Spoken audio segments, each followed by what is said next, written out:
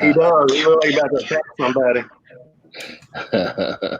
Hey, this the cave. I can't let everybody see the bedroom, man. I had to come out of the bedroom. They'll be all in your DMs, Doc. They'll be all in your For real. All you need to do then is like eat in the bed in the bedroom. Then that'll really up your numbers. No, Glenn, it'll be even more in his DMs. Yeah, that's true. Hey, my DMs are dry, bro. My DMs be straight dry. Like in real life, I don't know what y'all think is going on, but yeah, nah. Hey, that's what all the real players say. Yeah, deny. Right, all the real players, they say, right, I got to do that, man. At some point, I'm going to disappear and go, pour me one. I'll probably do it while one of the three stooges, me being one, is introducing themselves. So, gentlemen, Daryl and John, first I have to say before I ask you guys to introduce themselves, Mr. Ross, I have to give you a special hello because I learned on yesterday that your aunt, I want to say, your aunt is a friend of mine since I was 17 years old, Joyce Ross. Yeah, that's my aunt. Yeah. Joyce Ross, man. Joyce Ross and I hit the campus of Western Illinois University together when I was 17 years old. Yeah. And I've done photography work for your family. Yeah. I appreciate that, brother. Yeah, I've done some things for LeJean and a party for their mom before. So yeah, I didn't say it in the chat because I wanted it to be organic and natural to tell you hello, man, and that your aunt reached out to me and said, hey, take care of my nephew. So pleasure to meet you, man. And I want you to introduce yourself real quick and tell us how you came to the show. And then we're going to have Daryl introduce himself. Bruce Lee. Nice. Well, I appreciate that, Sean.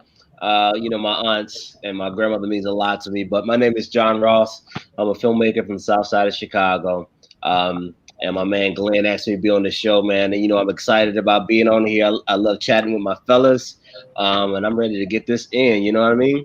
Yeah. Well, we're glad to have you, man. And my nephew is a recent graduate of DePaul University, man. He's a film studies student.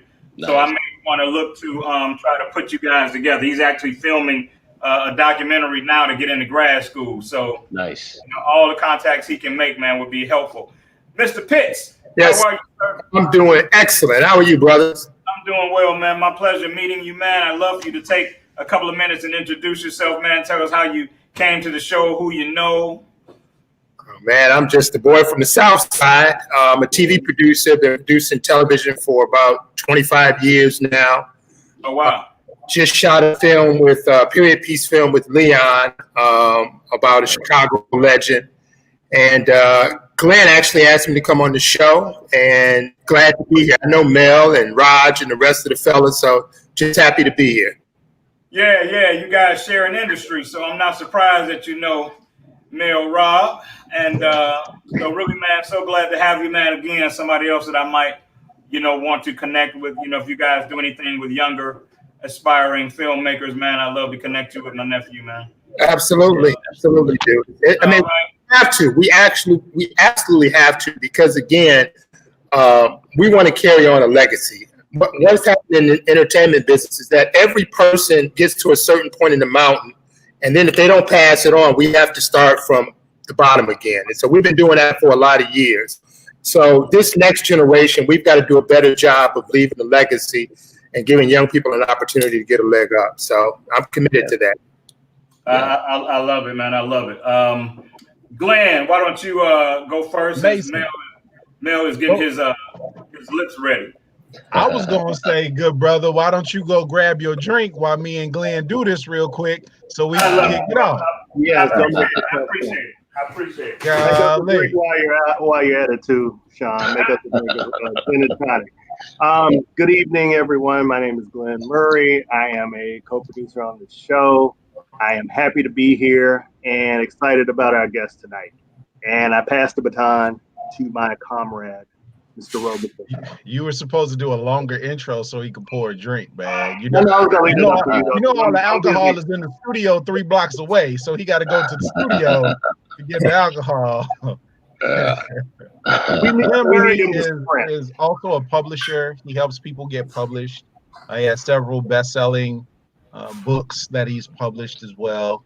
He's the founder of this whole wine crawl thing. So if you like to get drunk drinking grown grapes, Glenn is the person to know. Yes, right. Sir. Yes, sir. All right. Bill, I appreciate you extending that introduction because I had to run back in here with the bottle. Right. See? Oh, Sean, don't act like you don't always roll with the bottle. Let's not just be because we got company. Let's not play like you don't roll around with the bottle at your house. It's okay. Mel, you made Glenn's introduction sound so sweet. I thought you were doing yours. For now on, Mel's just gonna do my introduction for me. Right. Mel Rob, tell us about yourself, brother. My name is Mel Roberson, and tonight I'm drinking Drake's handcrafted organic spiced rum. Okay. Yeah, that's all y'all need to know. Now, I'm an author. I'm an actor. Been on several major network television shows. Have films on some streaming platforms as well. I own a company that does professional development seminars for corporations, as well as another company that does personal development and accountability called the Ultimate Coaching Exchange, and another company called the Quiet Coaches that teaches business classes for entrepreneurs. So nice. That's me.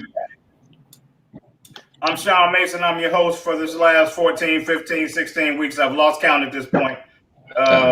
Local singer in Chicago, also a blogger, thelensofmylife.com, professional photographer, evermarketsimagery.com. That's about it. You know, I drink whiskey and I do stuff. I like that. Yeah. I drink wine and I know things. I'm getting right. You drink wine, you know things. I drink whiskey, smoke cigars, and I do stuff. Yeah, that's the grown man stuff. That's what I'm talking about. Man. Yeah. Hey, man, so let's jump right in. I sent this. I hate to hit them with relationship stuff right off the bat. Glenn, I hate that. I'm sure they're really going to hate that. Look, you shook me off like a pitcher talking to a catcher. Like, don't. No, you're good. Go ahead. I can hold off on it now.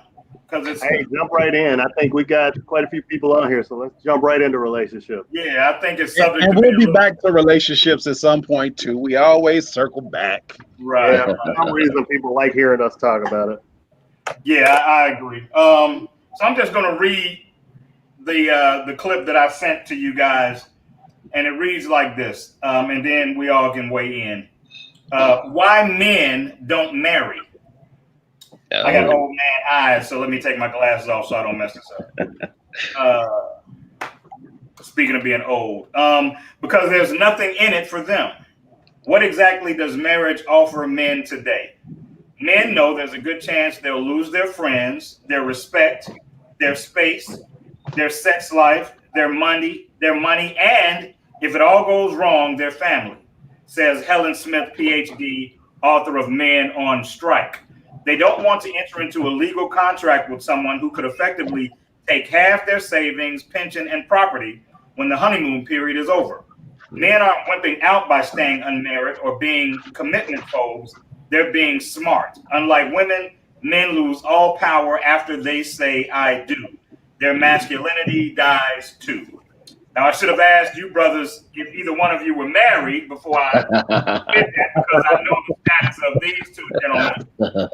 And since I know the status of these two gentlemen, I'm going to ask you guys to address it first. And Daryl, since you took the second leg of the introductions, I'm going to ask you to take the first leg of answering this question. And if you need me to read it again, you let me know. I got it. Well, I have a bit of a different view on marriage.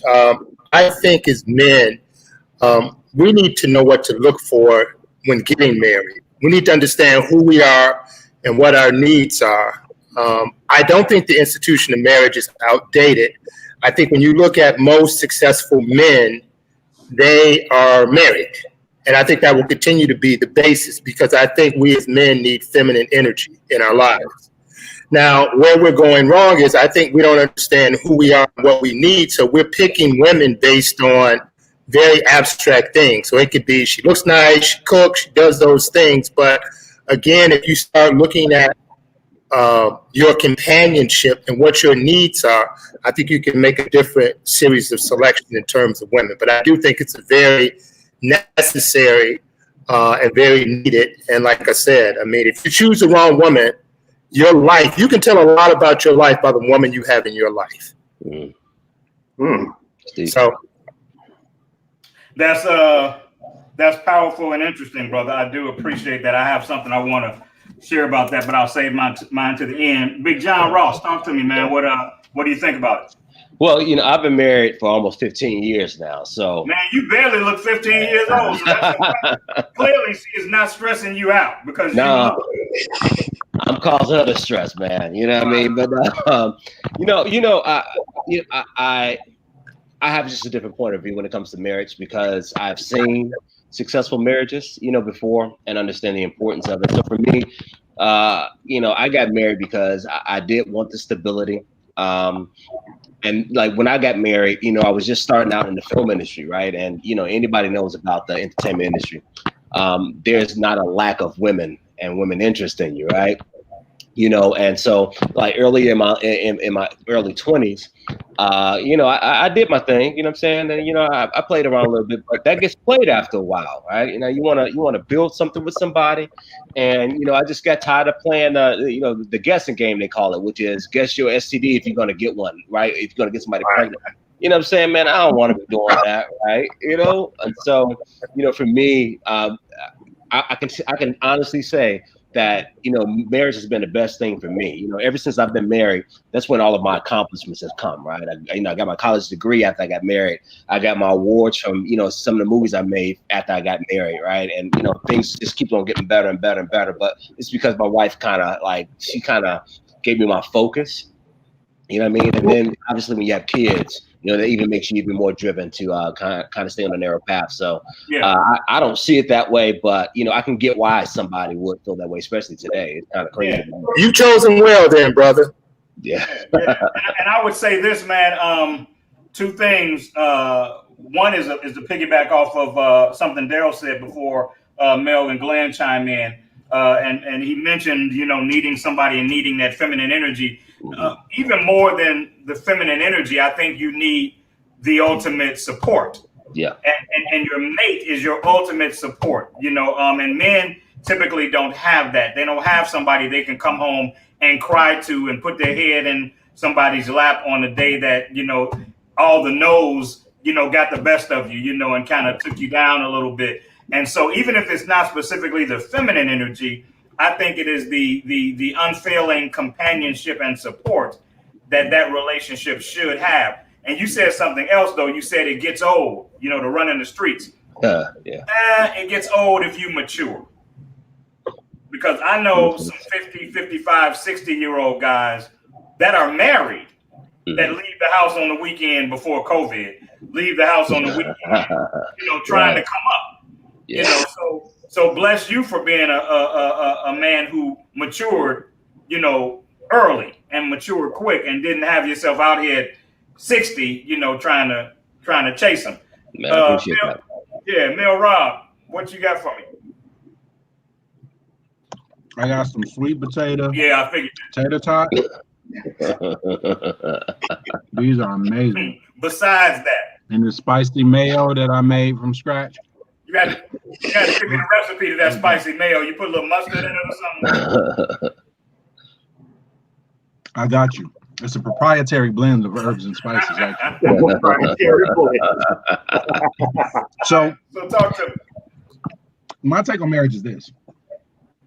My parents, I'm 44 in a couple of weeks. My parents have been married for 46 years. They've been together over 50 years. Like my dad was my mom's senior prom date. You know what I mean? And my parents are 77 and 75 now. So they've been together for over 50 years. I always had a great example of, what marriage was like, even though they had whatever issues they had, they stuck together.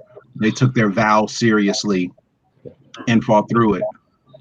So my ideology of marriage is like, I have 2 daughters, and I never dreamt that I would be raising my children in a different household. You know what I mean? Like having to do the co-parent thing. But me and my ex realized that we were the right people in the wrong relationship, and we were doing more harm, not showing them what a healthy relationship looked like. So we made the adult decision to do that. And since then, she's married to an amazing guy.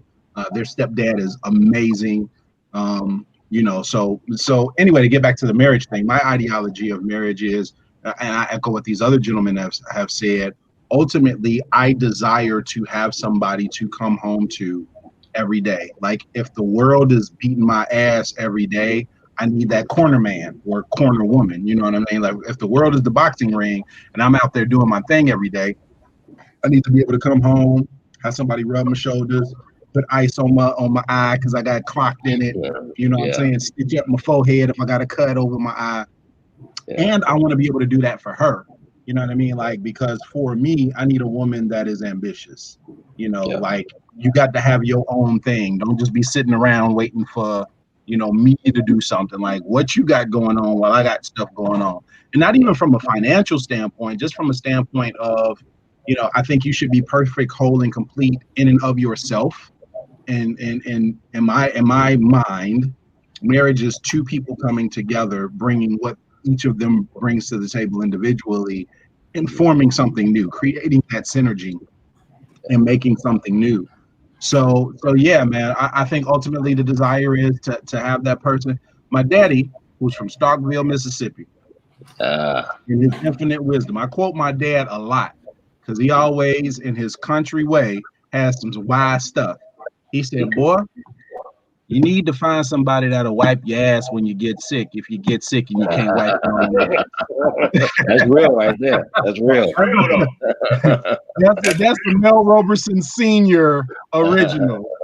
That's real. I often say that people are concerned with, having the coldest man or woman, in terms of eye candy on their arm, or, the person that can take them to Dubai every 3 months and haven't thought about whether or not that person will ride or die with them if they get sick. We use the wrong things to determine what somebody's real worth is. Glenn, what do you have to say about it?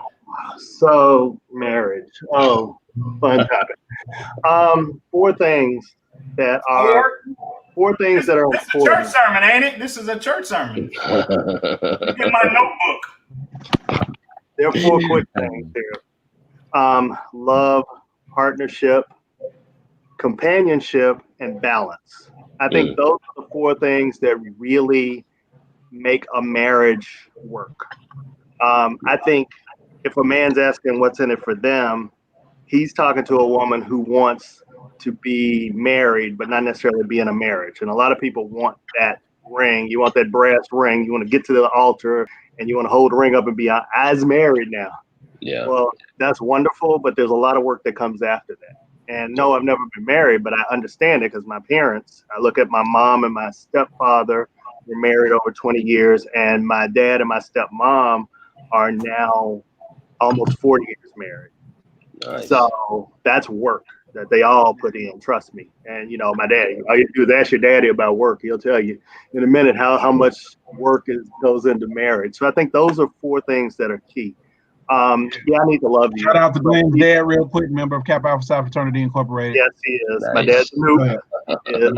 They're recruiting me to this day. So surprised getting called to 2 of y'all to start to put the hammer down on me to go on and pledge. But friendship is important too, because I want to marry my best friend. But partnership is important too, because I'm ambitious. I'm still pushing hard and charging hard to accomplish things. So I need you to understand that too. Not that I'm leaving you out. It's like I'm trying to get somewhere, and I need you to understand that and be right there with me, because I'm going to do the same for you. And then balance to say, hey, you have been working hard as hell. You need to rest. You need to relax. Take a chill. Let's go somewhere. Let's take a trip. Or let's go for a ride on a Saturday morning or something like that. So those are the things that I think that are important. That's the structure that's really important. I'm reading what our producers are putting. I was laughing at that too. let me throw this out here, and then I'm gonna ask you guys another question. Can I add one more thing to that before you go on? Yes, you can, Daryl. Well, I think just as we're talking about the benefits, being in a bad marriage is even worse. Mm-hmm. And so we can't just make it sound like just getting married is a good thing. Being in a bad marriage is worse than anything you could ever imagine.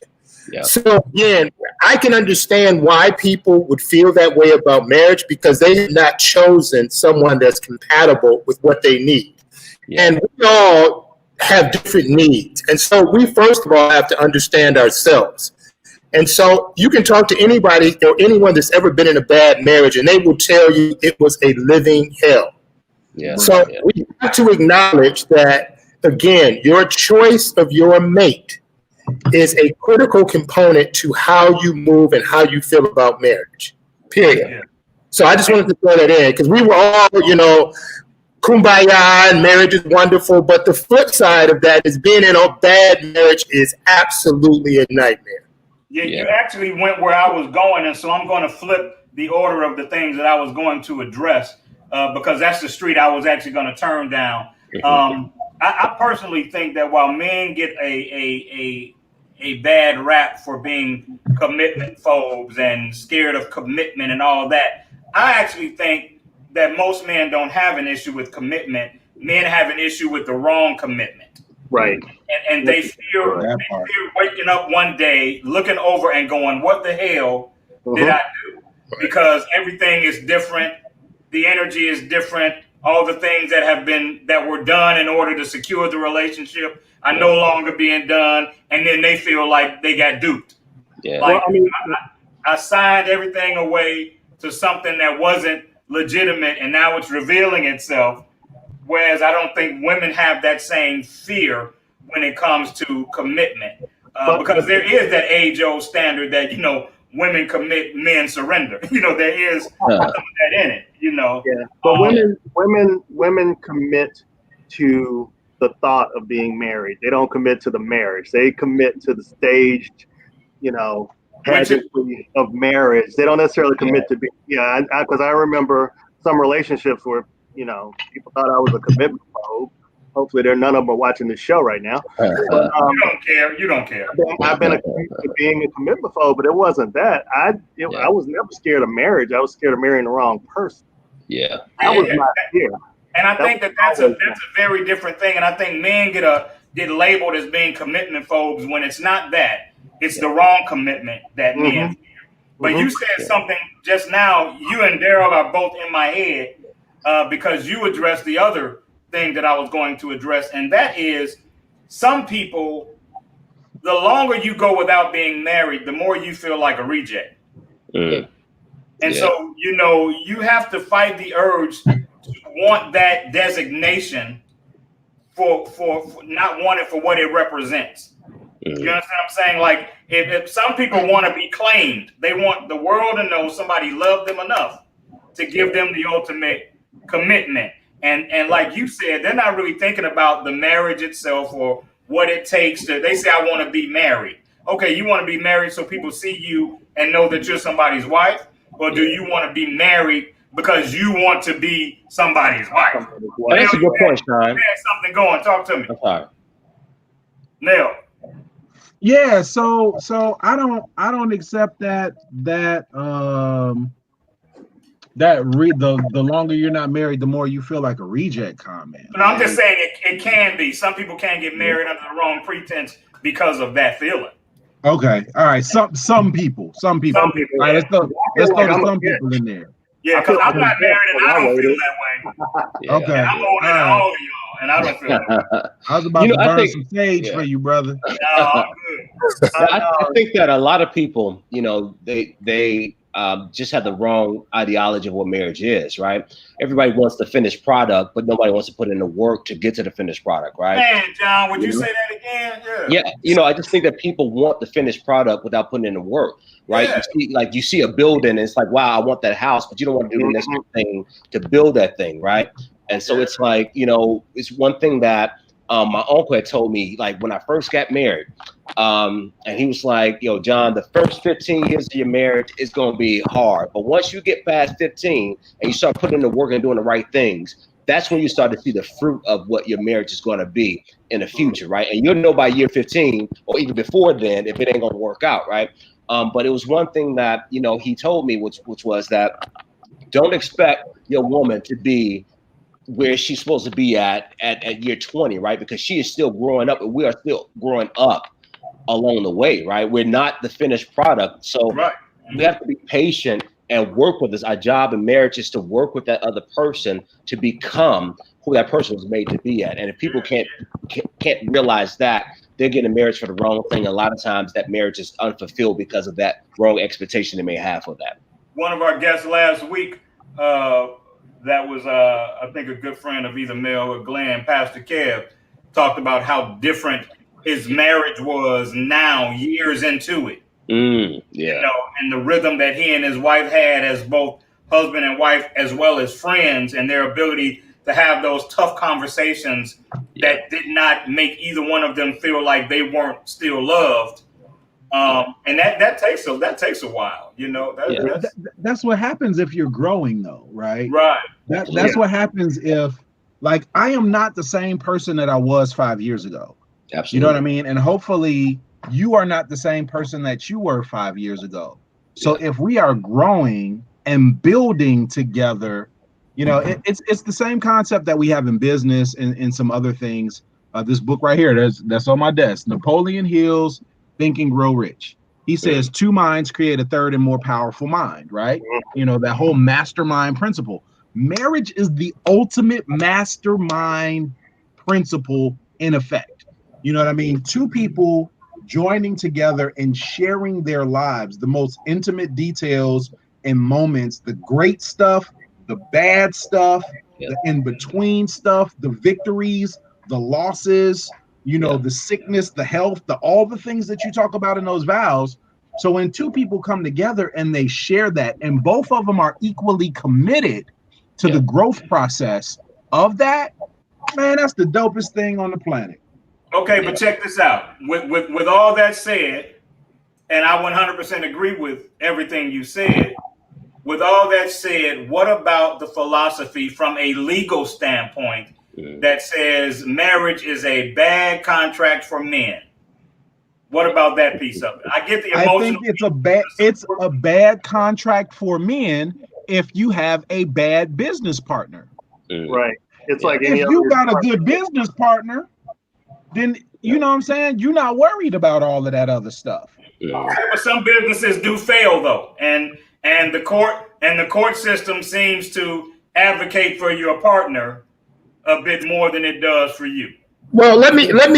I to some degree disagree, because I do think when it comes to the law in general, especially if you start talking about children and other things that you have, it is a horrible situation for men a lot of times. And I don't know if you all have had, I mean, I guess Mel has children and your situation is good, but I've heard too many men and I've talked to too many politicians who've been on the other side of that, and they don't have very flattering things to say about stepping before a court when it comes to dealing with women. So I got a buddy right now lives in Tennessee. I spent an hour with him on the phone last weekend on that same subject, him trying to locate an attorney in Chicago because the mother of his children, his ex-wife, has him driving 6 hours for court dates, and she not showing up, then sending him text messages that say, I knew the court date, here's the proof, I just didn't come. You know what I'm saying? Yeah. So that's real. I mean, we have to acknowledge that. But again, that's a bad partnership. So you're right. But again, I think that I had someone say to me once that the pendulum never swings towards the middle. When the pendulum swings, it's always going to swing either one way drastically or another way drastically. Yeah. And so I think that we're in the midst of that, but I do think we have to acknowledge that. I mean, you think about even Dr. Dre, you think about Will Smith. Yeah. I mean, so there are examples. You think about Johnny Carson, you think about all of these men who had married women, and some of them married for a short period of time, and they've had to pay millions upon millions of dollars to continue this lifestyle that the women necessarily earn. So I know that, I mean, and there are some examples where women have been, like if you've been married to someone at the start of their career and, you know, you've been a part of what they've done, I think they deserve half. I do think there are instances where there's a deservance of a reasonable compensation. But if you're married to someone already established and you come in, do they deserve $15 million? Right. Yeah, Mel, I want to tell you that a few ladies are giving you some love on your, I think it is probably your comment about a bad business partner. I just wanted you to know that was going down. Let me jump in the chat real quick and see what's going on. Yeah, you got some people, you know, throwing up the Wakanda forever for you. I think we got a fight in the chat room. I see all the conversation going back and forth about this. Yeah. But I agree with the pendulum description, Daryl, and somebody chimed in about how things will go for the females sometime, but they happen to mention all celebrity females and celebrity marriages. And we can't always use those as a barometer because oftentimes we're talking about like Jill Scott or whatever. Right. Well, she probably had so much more than her spouse that became a factor. We're talking about the lay person and the lay person's marriage. And in those situations, like Daryl said, the pendulum very rarely swings toward the middle, and the side that it typically swings toward is the lady side. But again, there's some realities about this world that we just have to accept. There's some double standards. You know, it would be good sometimes if we didn't get so much pushback when we talk about the realities of them. But that is standard as well. So we have to keep it moving, you know. Yeah, women, women, if you walk in with $5 million, we want you to keep your $5 million too. Right, yeah. Ain't nobody, you know. Nobody's trying to take your money. Like if you a boss chick, and you know you got your cars and your boats and your mansions and you know your investment accounts and all of that other stuff. I don't want none of that. I don't want your stuff. I really don't. I just want to be wait a minute. Hold on. I don't want that stuff. Oh, okay. Hallelujah. Hey, man, I mean, if she got like an extra yacht or something, I'll take it. You can't use two at the same time. You'll take the smaller yacht, Glenn? Yeah, I'll take the smaller one. I'm not, you know, I'm a little materialistic now. I need something out of the marriage if I'm This question will take nephew John to go too far back in his history. But I want to talk to y'all about your cutoff game. Ooh, you know, when you know it ain't working, know it ain't happening, you know, how do you go about it? What's your cutoff game? And let me say this before y'all answer. I was a guest on a show a couple of nights ago. Shout out to Cabril Briati and Cabril's chat. They invited me on to hang out with them for a while, and the next day Cabril tried to set me up with a young lady, but she did it publicly. She introduced us publicly, and the young lady was not feeling me, and she wasn't feeling me, but I guess primarily because she felt I was a little senior for her. I thought Roger had got to her and told her you don't buy drinks or something, you know. that was waiting for her, you know. But you know, she did it very publicly, you know, in terms of the rejection, you know, which, you know, I'm an old school dude, you know, whatever. I'm 5'7", not very handsome, love handles. You can't hurt my feelings. So, well, you can, but that wouldn't have done it. But what I will say is that even in that situation, even in the cutoff game, you know, you should be humane. Mm-hmm. You know, there's no reason to not be humane when you go about doing that. You know, and that might be the hesitation that some people have because they don't know a way to do it and it not be humane necessarily. You know what I'm saying? When there's nothing bad going on, you just don't feel the spark. You know, Glenn, go ahead. Come on, Nuke. Come on, talk to me. So I went on a blind date months ago. A young lady, one of my really good friends, called me. Cool. Number one, she fine as frog hair. So, you know, when she was talking about hooking me up with somebody, I'm like, shoot. Why ain't it you? Right?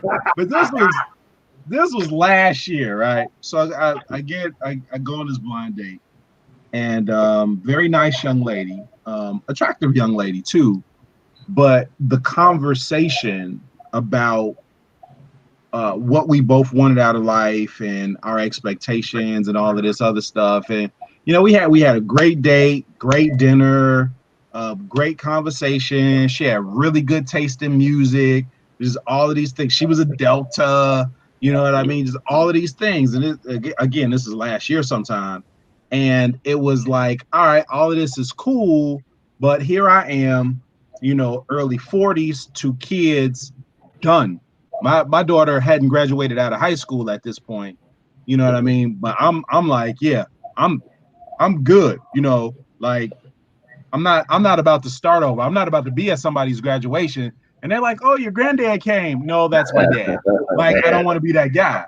You know what I'm saying? Oxygen. You only want that oxygen on at the graduation. I know. But she was in her 30s.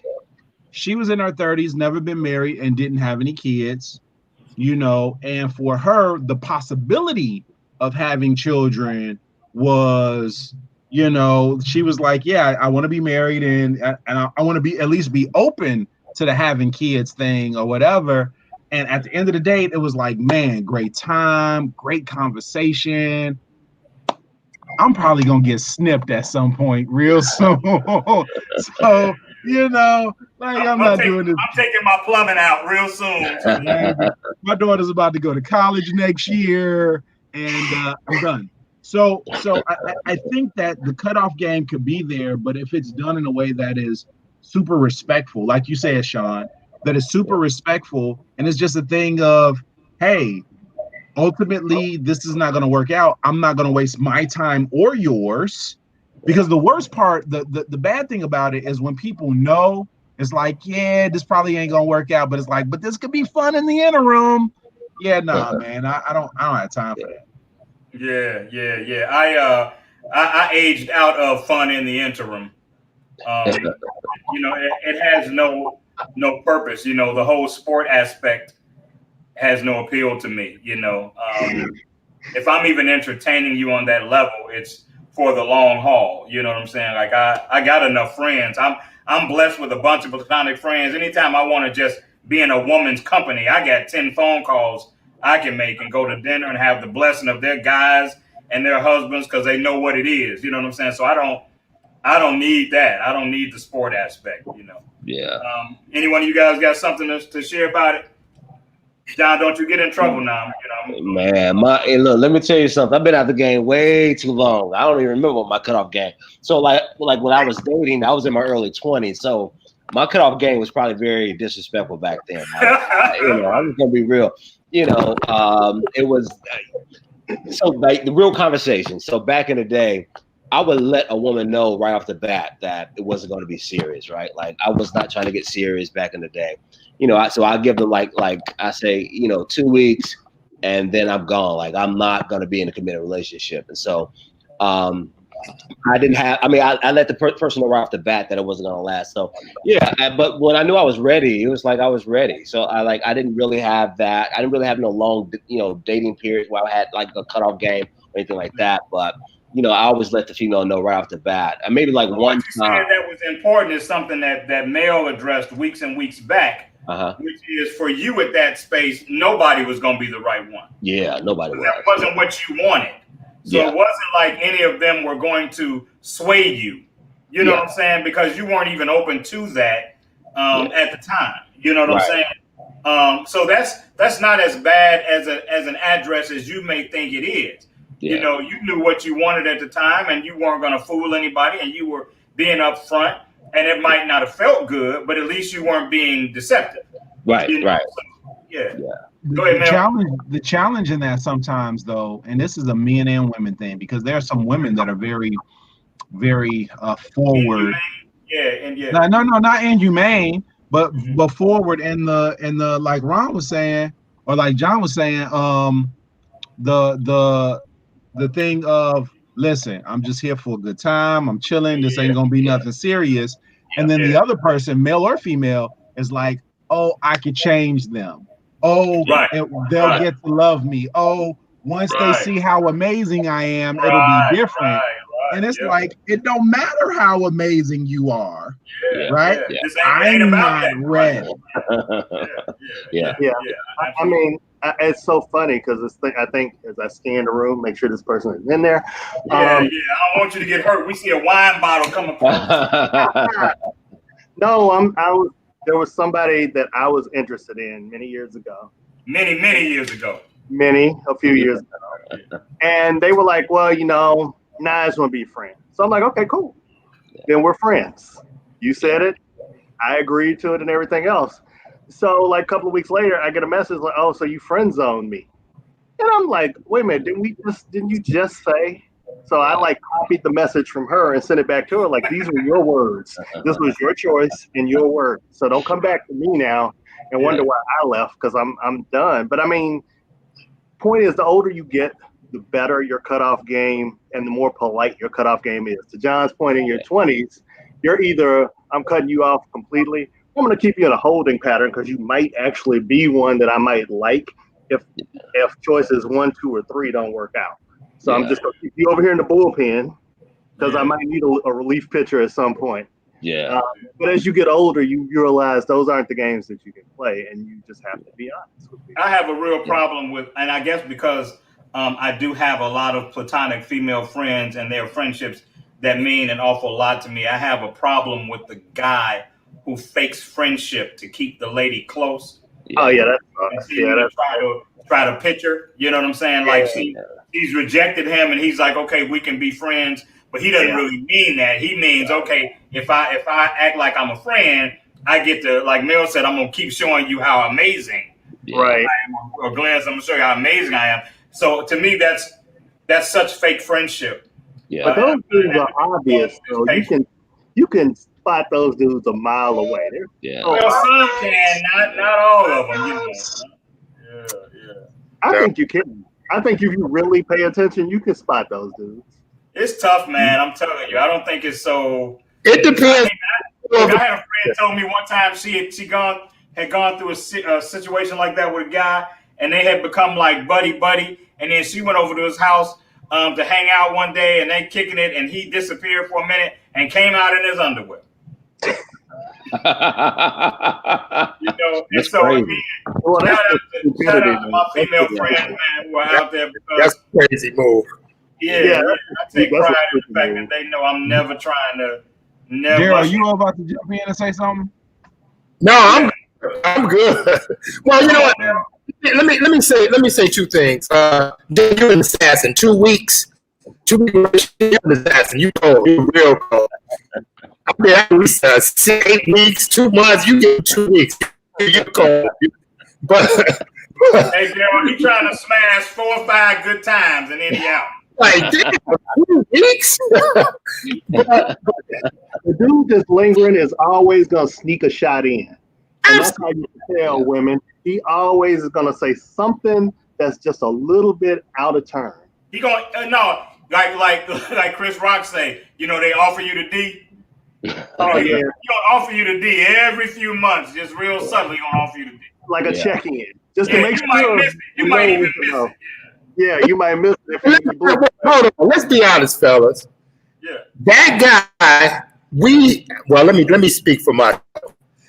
We have all had female friends that were friends, and somewhere down the line, something went different than the friendship was before. Am I the only guy who's going to admit to that? Well, I can honestly say, man, that hasn't happened with me, but I think it's because my path was a little different. I started securing female friends like I was 13. My first play sister was Jackie Olive. I'll never forget it. We were like 7th grade. And so it has never been a weird thing for me. Even if she was fine, dude, I can share with you pictures of my 10 closest female friends. You will be like, You doing this? But it's just not a thing for me. Look on Mel's face. Look at the look on Glenn's face. Look, if y'all gonna hang on here now, y'all, we gotta be honest now. Come on. Come on. Hey, man. So I can't change my reality because it's hard to believe. Talk about the other I'm with you, bro. I have I'm with you, bro. Sometimes I also date really fine women, so I keep it balanced, so I don't have to worry about going that way with the friends. Exactly. Everybody in my circle is beautiful. I hear you. I think to Daryl's point though, and it's not all your fine friends. Nah. Every now and then you got a fine friend, and you like, you know what? And something just happens. Y'all just hanging out or something, or y'all look at each other one day and it's like, we get along so good. The possibilities. I tell you this, I have some female friends that are not in that space where I feel like the divine, if the divine ever said to me it's supposed to be something else, I would be resistant to it. I have some friends like that, but I have some divine friendships that there's no way, shape, form, or fashion. I don't care what. It's never going to be. I get that. So you got some friends in the neutral zone, is what you're saying. You got some friends that are like, okay, there's the friends, like but then there's the difference. That like, okay, you're my friend, but if you ever raised your hand, no, here's the difference. No, because hear me out. Because for me, if there's not a solid enough sign that our friendship won't be lost trying to do that, it doesn't interest me. Like the only way I'm willing to lose a friend is if I firmly believe that this is going to be a thing and it's going to last. I'm not sacrificing a lifelong friendship for a 6-month relationship that don't work. That's a good point. I agree with you, Sean. I'm just saying I can't change my reality for people to believe it. I got niggas out there watching going, yup, he telling the truth. I got one of my best friends in the world I've known since college. I'm a Kappa, she's an AKA. As a matter of fact, I used to date her line sister. And I mean, this is my buddy. This is my, I was cheering for the AKA thing. I'm all for AKA. Love y'all. There is absolutely, like, kissing her would be weird. You know what I mean? It's like we're that. And so in those type situations, yeah, I get it. In other situations, though, I'm of the mindset where if I'm super cool with you, and I'm not talking about like my best friends, my female friends that I've had for years, but there has to be a level of friendship, trust, understanding, communication, all of the things that are necessary for a good relationship. In my personal opinion, if we have those things, you're a better candidate than somebody I don't know that I'm trying to get to know that doesn't understand my idiosyncrasies and my habits and my quirkiness and all of that other stuff. So I would be more willing, and I'm not saying this of the friends I have now, but to me, I think those types of situations might end up a little bit better. The potential could be a little bit better. And I would look at it like, man, I hear you, Sean, on taking that risk and losing a friend. But at almost 44, I think that I'm probably mature enough too to be like, you know what, this is a risk that we might take. And as long as our communication and our expectations are there, you know what I mean? Like we're talking about our expectations and we're communicating about them. We might even be able to work through, you know what I'm saying, trying this out and falling back to friendship if we needed to, as long as the communication is clear moving forward. I was gonna say, if y'all have that conversation, then that changes it a bit. And be clear, I'm cool with, I can only think of maybe one ex in my whole life that I'm not cool with. We might not be hang out cool, but if we see each other, it's all love. And so a lot of it is just a conversation, you know, and unfortunately, guys, that isn't our strength. And so you have to keep in mind that, like, I know Mel enough to know he's a communicator. He's not deficient in that area. I'm a communicator. You know, Glenn is a communicator. So I know that we are equipped to have those conversations to make that thing play out a different way. But some guys are not. And so it ends up going the way that it's going to go. But that's an interesting thing, man. I'm glad some of my female friends have already chimed in like, hey, Sean is my man. You know, go ahead, Mel. So I'm looking at the time, and Yes, sir. Because I was the ace of my line, so you know I'm the timekeeper. I think it would be. By the way, I'm a member of Kappa Alpha Psi, and NDTV loves Kappa Alpha Psi. Just so y'all know, I know Raj is about to put the 06 stuff up. Yeah, we don't want to see no 06, Raj. Look at the nuke on the back wall. It's coming. That's fine. Go to the nukes. All right. That's fine. But I think we would be remiss if we did not spend some time, even though we spent the bulk of the show, talking about RBG and her passing, and how that affects our community, how that affects the Supreme Court, how that affects, you know, our nation, so forth and so on. So even though this is a juicy topic and we spent a lot of time on it, I think just giving honor to her is number one necessary. And I got some confrontational stuff that I'd like to bring up in regard to her as well. Well, you know, I definitely want to see if the Republican side, who was so resistant to when Obama was trying to make his appointment based on the timing of the election year and all that kind of stuff, I definitely want to see if they're going to hold those same standards now. Of course they're not. Of course they're not. Of course they're not. The current gentleman in office has made over 100 judicial appointments so far, and not one of them has been black. Not 200. One of them. 200. So over 200. Okay. Yeah. Excuse me. It's the organic spiced rum. Over 200, and not one of them has been black. So that's one thing. Yeah. But as far as she's concerned, I love her legacy. I loved hearing her speak. I loved a lot of the things that she said. I won't say my only disappointment, but one of my disappointments with her was something in regards to that I saw, and I probably need to check the validity of this as well. But I saw it and read it around the time that it came out when Kaepernick was doing his thing in the protest. She said that it was dumb and disrespectful. And so for me, that was like, yeah, love you, but I'm not rocking with you on this one. Right. Yeah. Right. You know. Well, a lot of them have changed their tunes over the last 4 years, and so hopefully, she was one of those that had become a bit more enlightened regarding that particular circumstance. So you know, I feel for Capman because he sacrificed so much. You know, for what's happening right now. You know, what's happening right now is all he really wanted. And, you know, he sacrificed so much for it, but somebody had to do that. And I bet he would not have changed the narrative, you know, or changed history at all for being the person. Somebody said she apologized.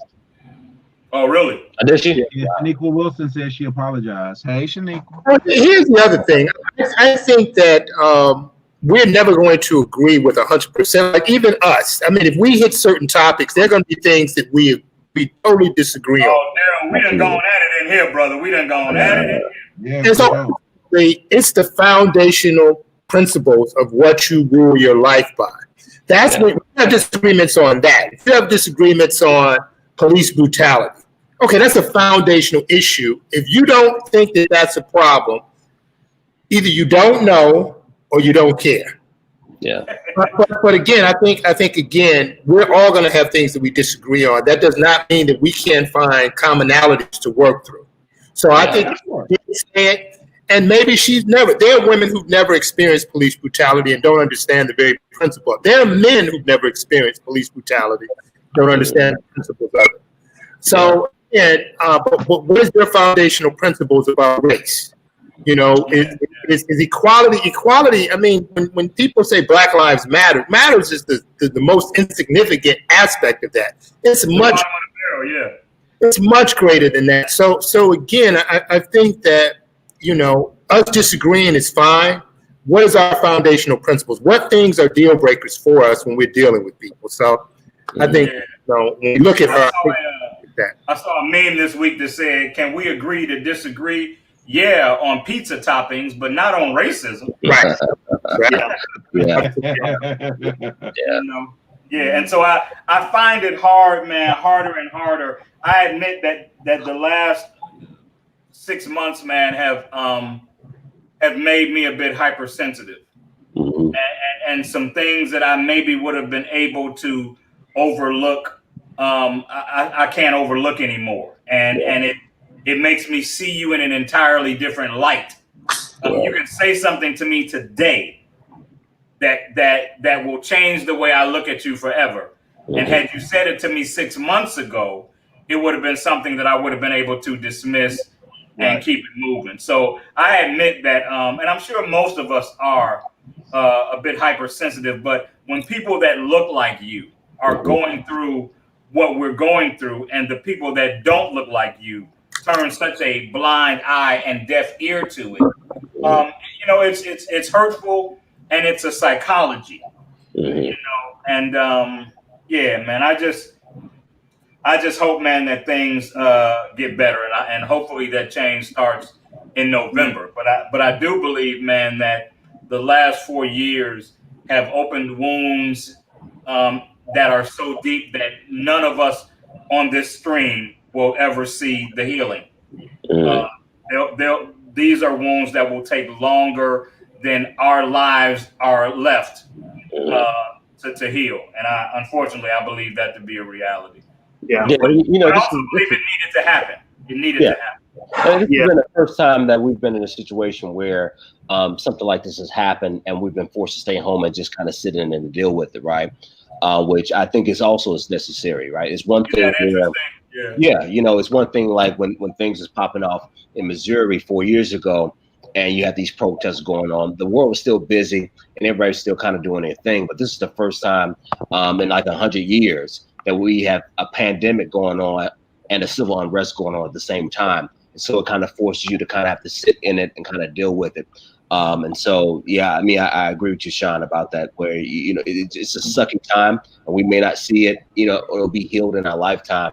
But the good news, I feel like, is that there seems to be a different energy this time around than it's been in a long time when it comes to this issue. So that's where the hope comes from, that we will at some point. But I'm hoping that energy translates into people going to the polls and actually making a change, because the only change that we truly can make is the vote. And it's never been so clear now with Ruth Bader Ginsburg's death. Nothing has been clearer than showing how much voting counts. 4 years ago, and I've said this before on the show, but 4 years ago had roughly 50 to 60,000 people voted, just showed up and voted in the same pattern. We wouldn't have the same president we have now. We wouldn't have to worry about it. So this president is actually getting 3 Supreme Court justices, because he's going to name this one. You can you can bet your bottom dollar that next week he will name a nominee. No matter what happens, he's naming a nominee. Absolutely. They already said that. They were like, that's the consequence of losing an election. Forget what we said 4 years ago about an election. You lost, your team lost, our team won, so we're naming it. And that's what they pretty much have said. So you've given up 3 Supreme Court justices and 200 lower courts justices, and these are all lifetime appointments. And he appointed people that are in their 40s. So basically, they're going to serve out a generation.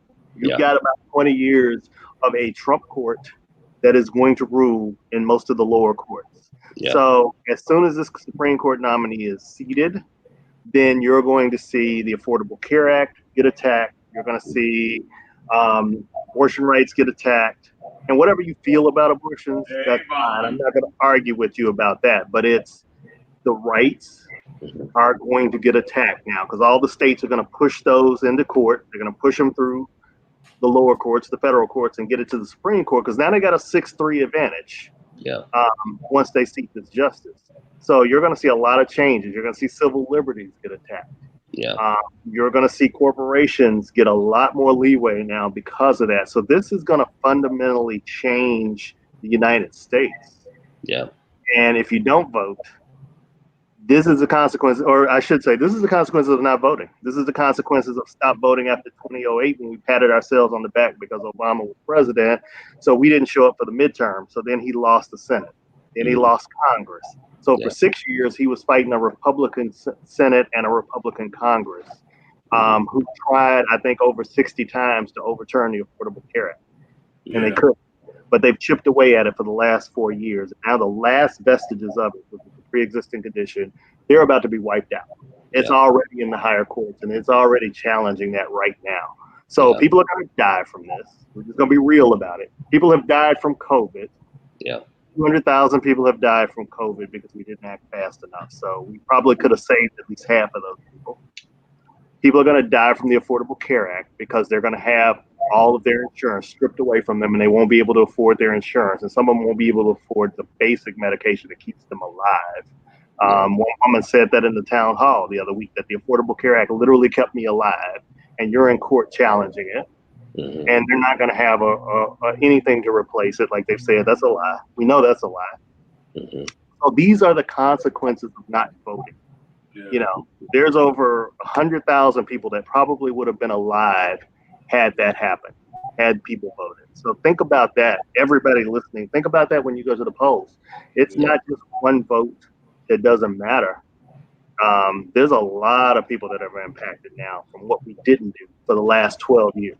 You know, I can always rationalize the rich white Trump supporter. I can even rationalize the rich black Trump supporter. I can rationalize the poor white Trump supporter. What I cannot yet rationalize is the poor black Trump supporter. That escapes me, and I know some people that don't have a pot to piss in. That share my skin, or a window to throw it out of, that support Trump. It's fascinating. It's fascinating. Guys, we're close to the end, and the production team has asked both John and Daryl to hang out after we have left the broadcast. So just don't leave the meeting. Just don't leave the Zoom meeting. So hey man, this was an incredible show. Yes. I have to say that of all the ones that I've done, man, this has been one of my favorites. You said it every week, brother. You said it every week. I do not. These guys can attest to it. That may have been the first time that I have made it a point to say it like I'm saying it. Thank you. I think it was a mixture of our topics and you two brothers, man. I mean, the three of us, man, we're the three amigos. We know how to bounce off of each other and coalesce. But you two guys, man, were so enjoyable. And I'm sure Mel and Glenn feel the same way, man. You guys, and we get great guys, all the time, but you guys were very enjoyable. I don't like neither one of these chumps till they put me in the film. Hey, it's coming. It's coming. Hey, I don't need to be in the film. I just need to be on the soundtrack. Before we leave, y'all, wait a minute. Before we do, Mel, are we doing your soundtrack tonight? Oh, we can do one. I didn't think of one, but we can do one. Okay, well, before we leave, John and Daryl, please tell people how to get in touch with you. We want to make sure that we have your information and people that are listening have your information that are watching. Production team will put it up on the front for you guys. Yeah, so give us your websites. Daryl, you can go first. Instagram, my name, Daryl Pitts. Facebook, the same. We also do a quarterly special, which is on in Chicago. It's on in 80% of the country. You can check that out, Women on the Move, WOTMTV.com. Nice. Nephew John. I got to call you Nephew John, man. Hey. All right, Uncle Sean. I'll go with that. So you can contact me on either Instagram or Facebook through my organization page, which is Some Nobodies. So that's SOMENOBODYS. And that's an organization where pretty much what we do is we find people who are trying to get into the film industry, and we partner with a mentor and we put them to work right away. And that's the gist of what we do with Some Nobodies. And so the hope is that we start to turn this world around when people start to believe that their dreams can come true. And that's the gist of that. But you can contact me on there, or you can email me at john@somenobodies.com if you want to find out more about it. And my website is somenobodies.com. Hey, man, technology is so great. I'm already following both you cats. That fast. Appreciate that, man. Yeah, thank you. Yeah. Dope. So one of the things that we've done, gentlemen, and you may have not seen these shows, one of my businesses is I have an entertainment business, and we provide DJ services as well as sound design for conventions, a variety of things. But I've been DJing since the 90s, and so we've put together some man cave playlists, right? And so since heavily this episode we spent the bulk of it talking about relationships, I think it's time that we do volume 2 of the Slow Jams joint. Volume 2. Now you all weren't on previous shows, so if you pick a song that is already on volume 1, it cannot go on volume 2. I will ask for a different one. So here's what I want from you. No duplicate artists either, right, Mel? No duplicate artists either. Yeah, we try not to duplicate artists, but if you do, I won't. He did that for me because I broke that rule. Yeah, you broke it. So, Daryl, I'm gonna go with you first, and this is what I want from you. I want 3 slow songs. I want a male artist, a female artist, and a duet. The duet doesn't have to be male and female together. It could be, I'll even let you do a group if you want to do a group or whatever. That's fine.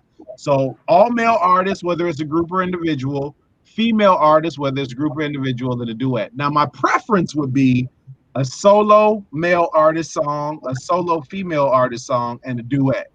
So three slow songs. I got it.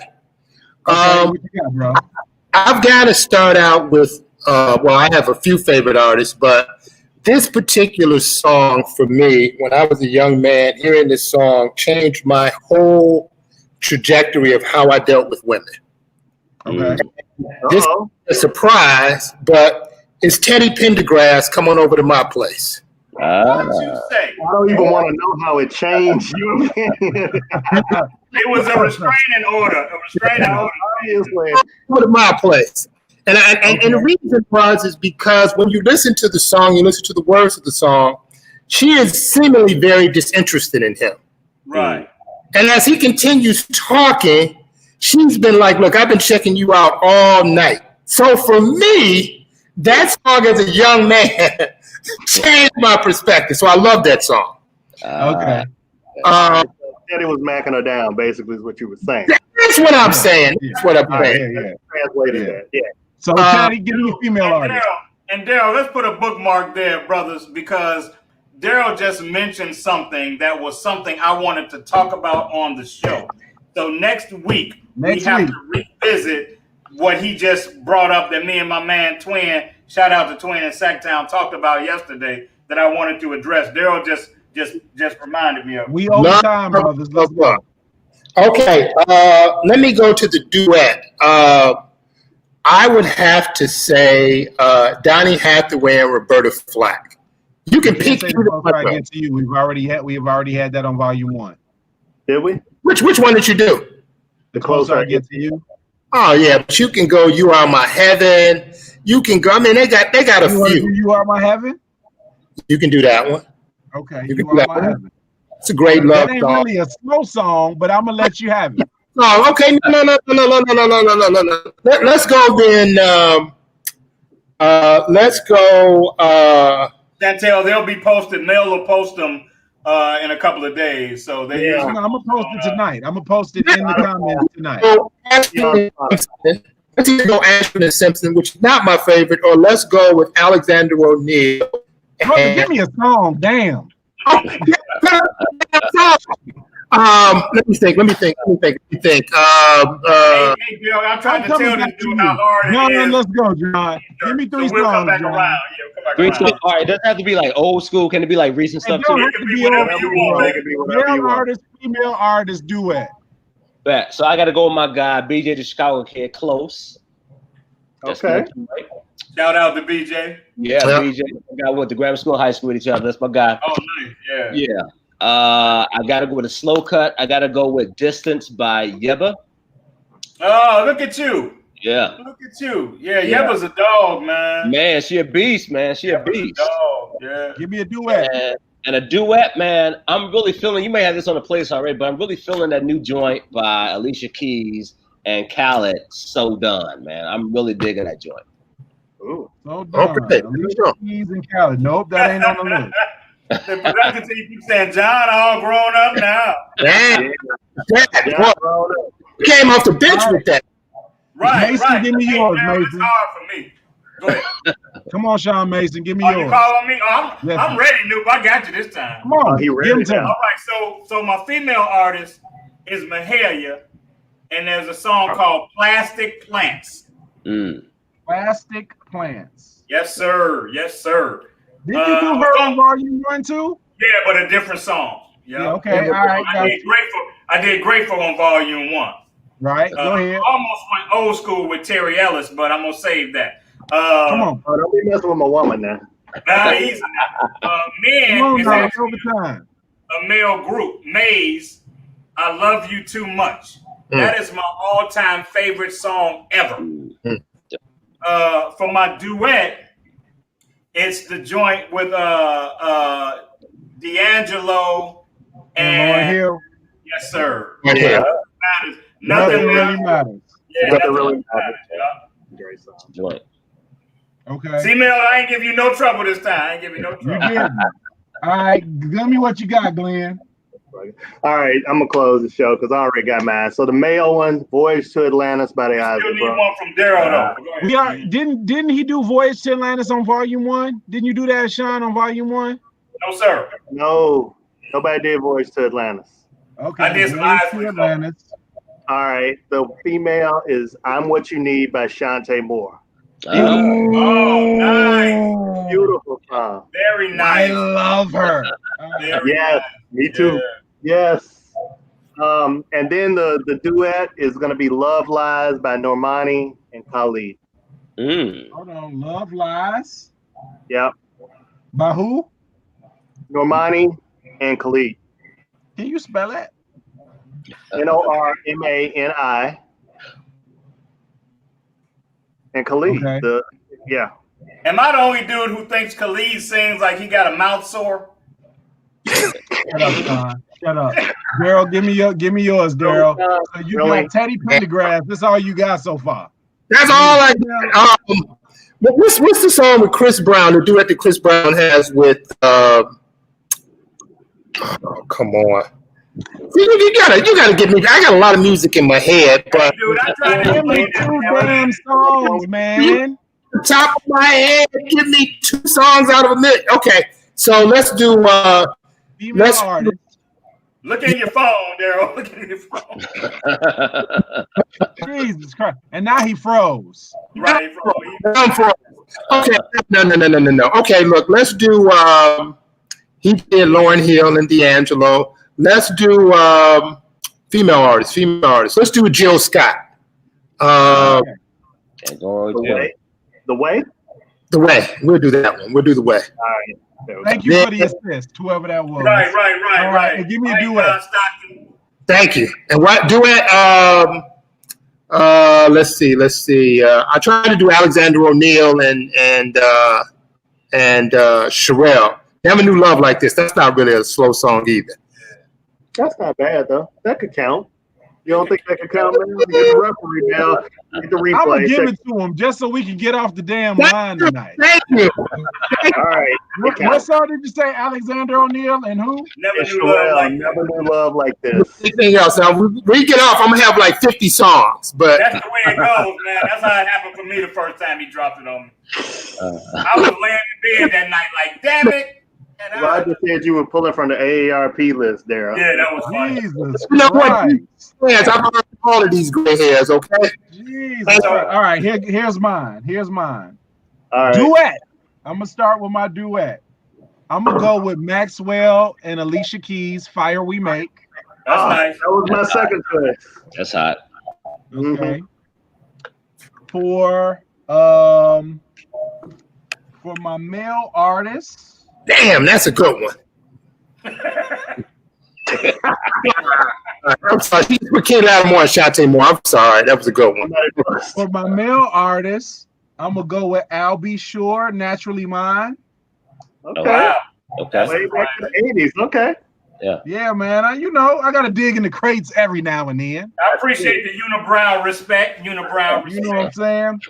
For my female artists, I am going to go with an actual remake, and I don't do remakes. I respect the original artist. However, Layla Hathaway killed Angel, the remake of Angel. She killed everything she does. Yes, she did. You could have said I'm Forever for Always surprised that she for hasn't Love. made my list already because she's one of my favorites, man. Yeah. Mine too. Her Forever for Always for Love remake was hot too. Dude, That was so cold. Oh, that was so cold. Made you forget have you heard her sing in harmony, dude? Yes. Yeah. Dude, she's amazing, man. Yes. Actually, you know what, Glenn? I'm gonna take an assist from you, and I'm gonna go with Forever for Always for Love instead of Angel. Nice. Yes. Yep. And So is that it, Neil? We good? Yep, that's it. Hey, man, again, Daryl and John, you guys hang out after we close. Thank you. But again, I can't stress how much fun we had tonight, man. This was a great conversation, man. Serious stuff, love stuff. We covered it all, man, and it was good. I hope everybody watching enjoyed it as much as we did. And so until the next time, we have been live from the cave. And check us out next Saturday. We'll be back. Camped out at home for COVID? Join us, Indie TV, where you will see the talk shows, movies, drama, action, and comedy. Be the first and see it first. Sign up now for free at Indie TV.